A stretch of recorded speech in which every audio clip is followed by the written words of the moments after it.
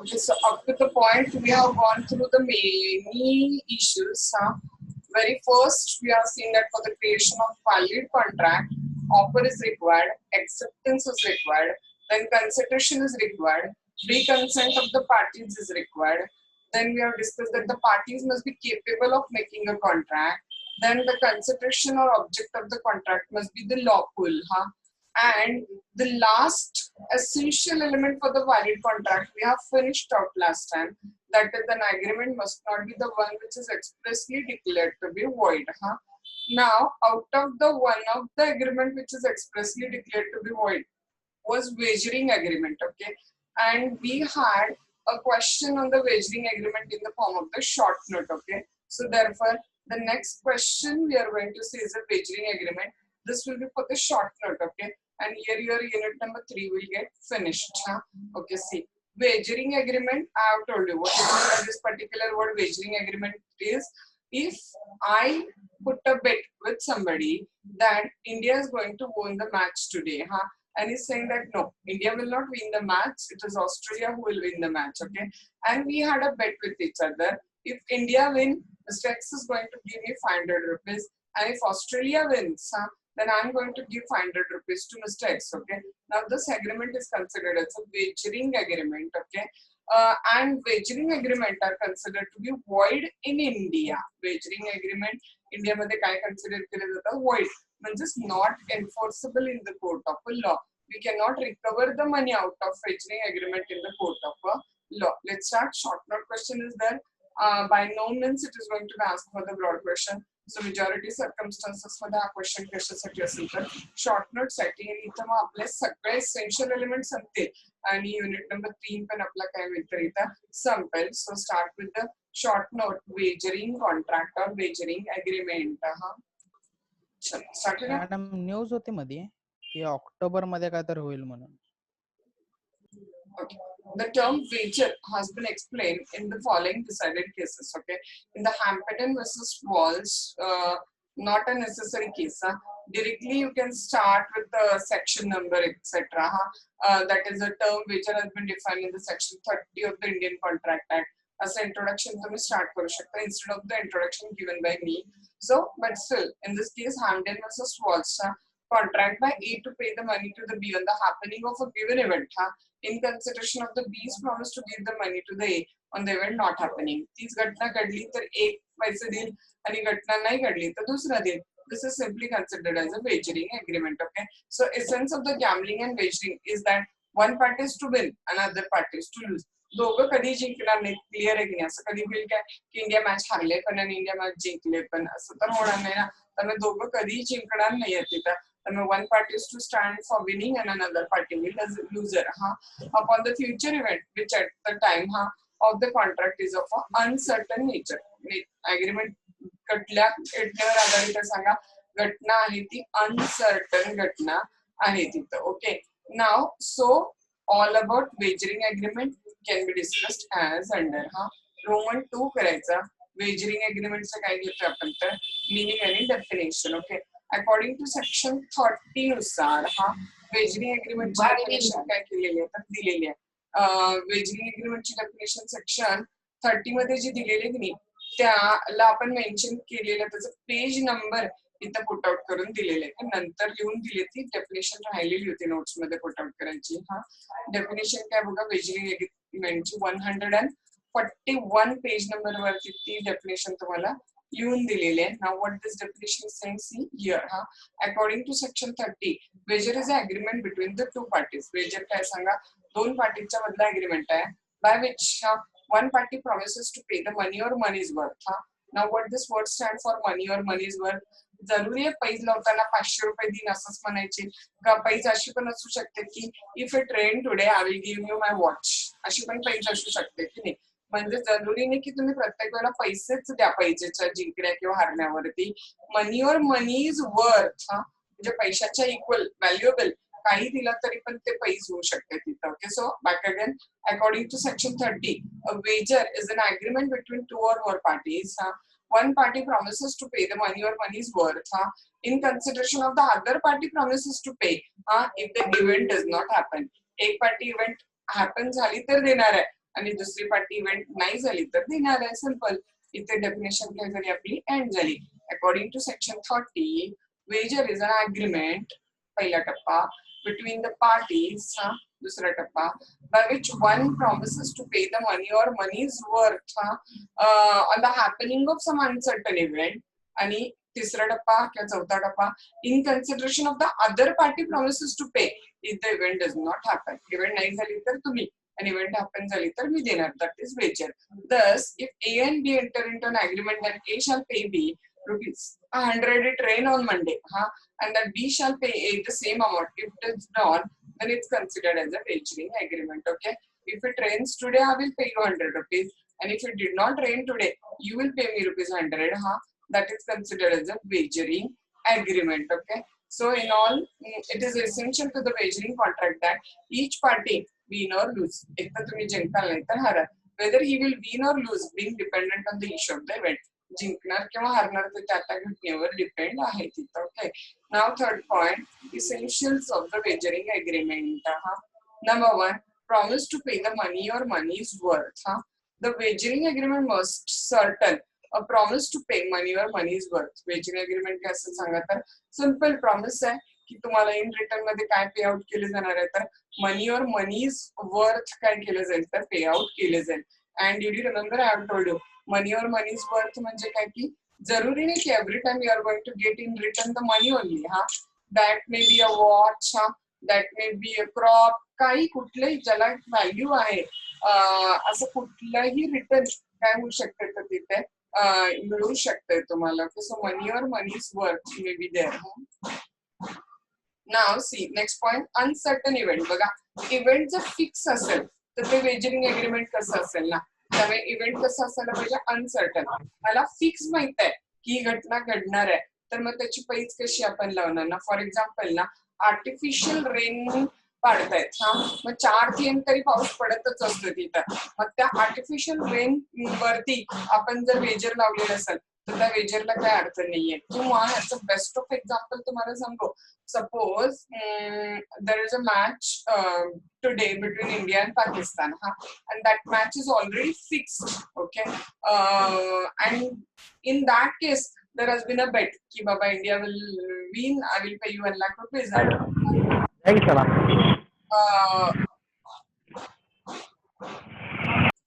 Okay, so India will win, I will pay rupees 1 lakh, and Pakistan will win, you will pay me rupees 1 lakh. But this wagering agreement wagering agreementच नाही होणार.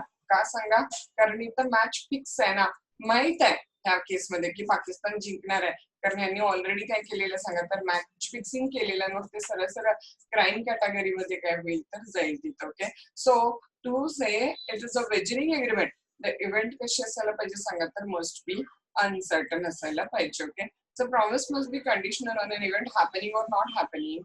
Wagering generally contemplate काय सांगत तर future event आहे but it may also relate to the past event. So provided की parties are unaware of its result or at the time of the happening.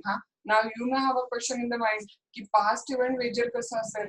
तुम्ही अशी कधी पैज लावले की बघा तुम्ही एक एक्झाम्पल फॉर्म मध्ये सांगते तुम्हाला की just say for example right now Ram and Nilesh are talking with each other and Ram is saying that India won its first World Cup in the cricket in the year 1985 and Nilesh is saying no you are wrong Ram, India has won the World Cup in the year 1983 and both are actually unaware.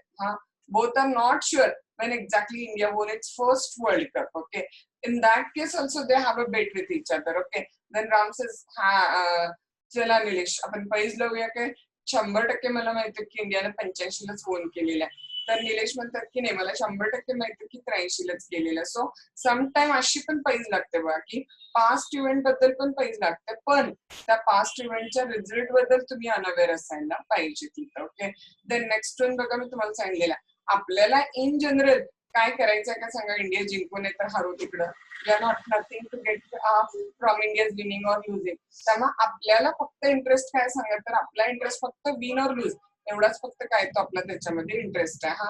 India जिंकलं तर आपण पैसे जिंकण्याच्या बाजूने लावली असेल तर जिंकू आणि आपण पैसे जिंकण्याच्या बाजूने लावले आणि इंडिया हारलं तर आपण हारू. त्यामुळे आपला personal no other interest has been involved in the event. Okay, apart from winning or losing. Okay. Upon the determination of an event, each party should stand to win or lose. Okay. An agreement is not a wager if either of the party have may win but cannot lose or may lose but cannot win. एक party जिंकणारा हरणारच नाही, पण एक party हरणारा जिंकणारच नाही असं होऊच शकत नाही. हा each party should stand either to win or lose. एक तर जिंकाल नाही तर हराल. परत बघा, मॅच फिक्सिंग असेल तर ते वेजर नाहीये, कारण मॅच फिक्सिंग असेल तर त्या इव्हेंटवरती तुमचं काय सांगत कंट्रोल आहे असं कन्सिडर केले जाते. ओके, जर तुमचा इव्हेंटवर कंट्रोल आहे तर मग that can be considered as a wager, कारण इव्हेंटवरती कंट्रोल असेल तर वेजर नाही. वेजर मध्ये तुमचा इव्हेंटवर कंट्रोल नाहीये. आज पाऊस येणार आहे का नाही माझा कंट्रोल नाहीये, इंडिया जिंकणार आहे की नाही माझा कंट्रोल नाहीये, इलेक्शन मध्ये भाजपा येईल का काँग्रेस येईल माझा कंट्रोल नाहीये. Okay, so event must be such as where you don't have the control, that is considered as a wagering agreement. Okay, neither party should have the control over the happening of event one way or the other. If one of the party has an event in his own hand, the transaction lacks an essential ingredient of the wager. जर तुमचा control असेल तर मग essential ingredient of wager तिथे काय असेल सांगा तर lacking असेल. ओके, then next one बघा, no other interest in the event. Finally तुम्हाला त्या इव्हेंट मध्ये दुसरा कुठलाही इंटरेस्ट असायला नाही पाहिजे. पर्सनली काय तुमचं त्या इव्हेंट मध्ये देणं घेणं नाहीये. Lastly, neither party should have any interest in the happening or not happening of an event other than the sum or a stake he will win or lose. सोडून आपला पर्सनल कुठलाही इंटरेस्ट नाहीये. This agreement is not a wager if the party to whom the money is promised from the occurrence of event as an interest in the non-occurrence. तुमचा जर त्या पार्टीचा कॉन्ट्रॅक्टचा होण्या न होण्यामध्ये दुसरा कुठला पर्सनल इंटरेस्ट असेल अकरन्स नॉन अकरन्स मध्ये, तर मग agreement will not be considered as a wager. Okay, that is why मग तुम्हाला 2 मिनिटांना कळेल. सम पीपल सेड की कॉन्ट्रॅक्ट ऑफ इन्शुरन्स हे वेजर आहे, बट रॉंग. का वेजर आहे म्हणायचा प्रयत्न करतात. इन्शुरन्स मध्ये कसं आहे तुम्हाला माहिती आहे, जर आपल्या घराला आग लागली तर इन्शुरन्स कंपनी आपल्याला पैसे देणार ना, म्हणून काही लोक म्हणतात घटनेवर आधारित आहे ना म्हणून ते वेजर आहे, तर रॉंग आहे. लक्षात घ्या. घटनेवर आधारित असलं तरी इन्शुरन्स कॉन्ट्रॅक्ट मध्ये पैसे मिळणार आहेत म्हणून मला वाटेल माझा ऍक्सिडेंट व्हावा, पैसे मिळणार आहेत म्हणून मला वाटेल की मी आजारी पडावं. No. Even though the contract is depending on occurrence.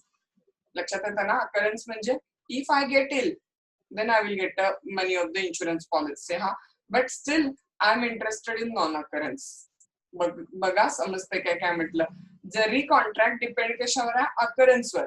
जर माझा ऍक्सिडेंट झाला तर मला इन्शुरन्स पॉलिसी पैसे मिळणार आहेत. Means the contract is depending on the occurrence, but still माझी इच्छा कशात असेल सांगा, माझा इंटरेस्ट कशात असेल, नॉन अकरन्स मध्ये. का? कारण पैसे मिळणार आहेत म्हणून मला वाटेल की माझा ऍक्सिडेंट व्हावा म्हणून, तर नाही. That is Y insurance contract हे वेजरिंग नाही आहेत. लक्षात घ्या. कारण आपण इन्शुरन्स कॉन्ट्रॅक्ट विन ऑर लूजच्या हेतून करत नाही. आपला पर्सनल इंटरेस्ट असतो त्याच्यामध्ये. आपली बॉडी, आपलं घर, आपली प्रॉपर्टी, आपला बिझनेस आपण सिक्युअर्ड केलेला असतो. and only because we are going to get a money if it get damaged or destroyed, we are not going to be interested in the happening of event. We will prefer ki we be safe, our home be safe, our property be safe, our business be safe. Even though contract is depending on the occurrence, we are interested in the non-occurrence of the event. Okay, then we are going to make the two part example of the contract which are wager and example of the contract which are not wager. Okay, so after essential elements of the wager we are going to make a Roman 4. And what is that Roman 4? Example of the transaction which are wager. Wrestling boat मध्ये समजता, wrestling बोटीच्या शर्यती लागलेल्या. A tell B that wrestler number 1 will win. A चं मत आहे की wrestler number 1 जिंकेल. B चॅलेंज करतो ते statement. They bet with each other over the result of the boat. सरळ सरळ वेजरिंग एग्रीमेंट आहे. कारण दोघांचा कंट्रोल आहे काय? नाही. काय पर्सनल इंटरेस्ट आहे काय? नाही. इव्हेंट वरती कंट्रोल आहे काय? नाही. त्यामुळे ते वेजरिंग एग्रीमेंट आहे. ओके, पण बघा काय लिहिलंय, जर आपण शेअर मार्केट ट्रान्झॅक्शन मध्ये पैसे लावत असलो तर फक्त आपण प्राइस डिफरन्सवर खेळणार असलो की नाही, म्हणजे आपल्याला डिलिव्हरी घ्यायचं काय इंटेन्शन नाहीये, तिकडचं तिकडच फक्त प्राइस डिफरन्सवर प्ले करणार असलो तर मग ते वेजर आहे काय. पण आपला डिलिव्हरी घ्यायचं इंटेन्शन असेल, डिलिव्हरी म्हणजे शेअर्स ऍक्च्युअली घ्यायचं इंटेन्शन असेल तर ते वेजर नाहीये. Agreement on share market transaction जिथे difference between the contract price and market price of certain goods केले जाणार आहे तर they are considered as a wagering transaction. हा नाव रोमन 5 करायचं. Example of the transaction which are not wager. आता हा बघा crossword competition involving the good measure of the skill is a not wagering competition, कारण तिथे skill involved आहे ना. तसंच बघा त्या पिक्चर पझल्स असतात ना, मोनालिसाचं पिक्चर जोडा, ॲथलेट कॉम्पिटिशन असतात, तर they are also not considered as a wager. आपण त्याला कन्सिडर केलं जात नाही. परत ह्या कॉम्पिटिशन मध्ये जिंकेल त्याला माझ्याकडून प्लेट, त्याला माझ्याकडून शिल्ड. हा जर अशा टाईपचं कोणी प्रॉमिस केलेलं असेल ते खूप कॉमनली असते बघा. बैलाच्या शर्यती लागलेल्या असतात, हा घोड्याच्या शर्यती असतात, आणि जो कोण जिंकेल त्याला आमच्याकडून ते मोमेंटो किंवा प्लेट किंवा अशा टाईपच्या प्राइजेस डिक्लेअर करतात गावातली लोक. That can be considered as a wager. Okay, so subscription or contribution or agreement to subscribe or contribute towards the plate. हा बॅकेट मधलं काही घेत बसायचं नाही. Price or sum of money of the value of rupees 100 or 500 or above to be awarded to the winner or winners of the horse race. हा फक्त इथं specially race कुणाचे येतात, हॉर्स रेसच्या विनरला 500 or मोर रुपयाची प्लेट और प्राइज और gift offer केलेलं असेल तर that is also not considered as a wager. Okay, then I have told you share market transaction मध्ये जर तुमचं इंटेन्शन डिलिव्हरी घ्यायचं असेल, फक्त प्राइस डिफरन्सवर प्ले करणार नाही तर तुम्ही प्रॉपर मार्केटमध्ये पैसे लावणार आहे, तर that is not a wager. Share मार्केटला वेजर म्हटलं असतं तर इमॅजिन करा देशाचं कॅपिटल मार्केट चाललंच नसतं, कारण कॅपिटल मार्केट सगळं कशावर चालतं तर शेअर्स चालत असतं. Share market transaction in which the delivery of the stock and the shares is intended to be given and taken, then it is considered as a काय consider केलेलं सांगायचं त्याला, it is considered as no wagering agreement. हा आणि contract of insurance हे सुद्धा Vaser नाही. हा दोन्हीतला डिफरन्स बिटवीन जर चुकून विचारलं तर लिहायचा, विचारला नसेल तर डायरेक्ट फक्त टाकायचं की contract of insurance is not considered as a wagering agreement. पण sometime if they go for a broad question and define wagering agreement and state the difference between wager and insurance, तर म्हणून हा आपण difference between लिहून ठेवलेला आहे इथं.